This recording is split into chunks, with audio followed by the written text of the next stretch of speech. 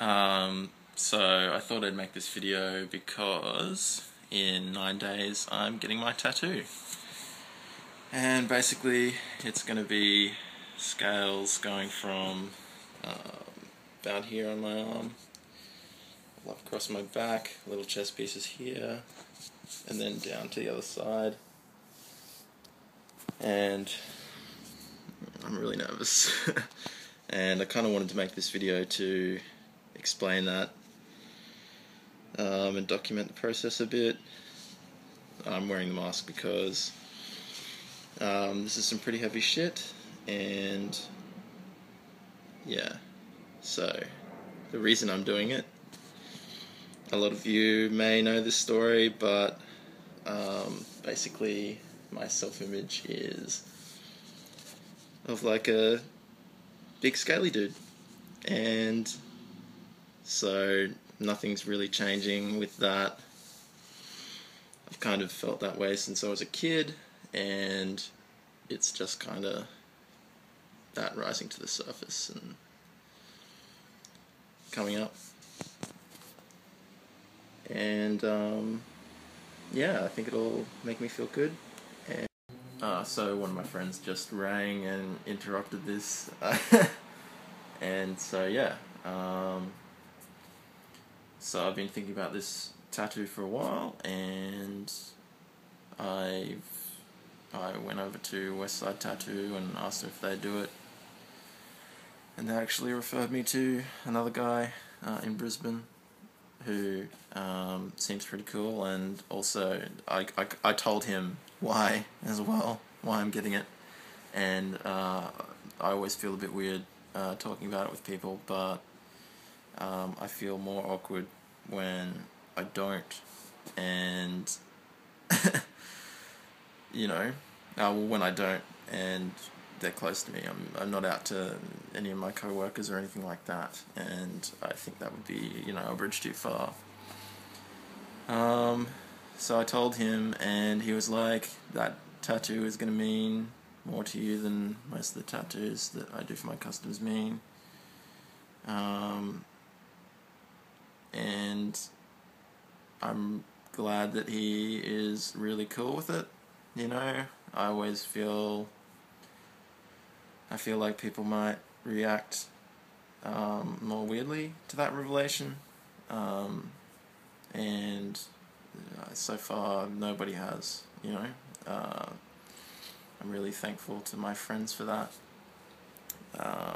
One thing I'm worried about is telling my mum. It was only last year that I told her I'm bisexual, but I mean, that's kind of a lie. I would describe myself as queer, but I think it's just kind of easier to explain the bi thing to my mum. And, you know, obviously with wanting to say bi rather than queer with my mum, when I get this giant fucking scale tattoo, what am I going to say, you know? And with the tattoo guy, you know, I don't want to be in a room with him and have him do it to me and not know why. And so, you know, I value that kind of honesty, and it's going to be difficult to talk about that with my mum.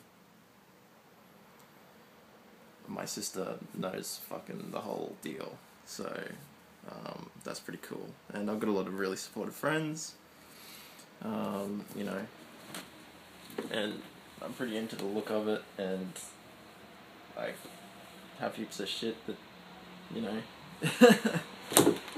but, you know, this is going to be on my body, and the long sleeves and interviews, I guess, from here on out, and, you know.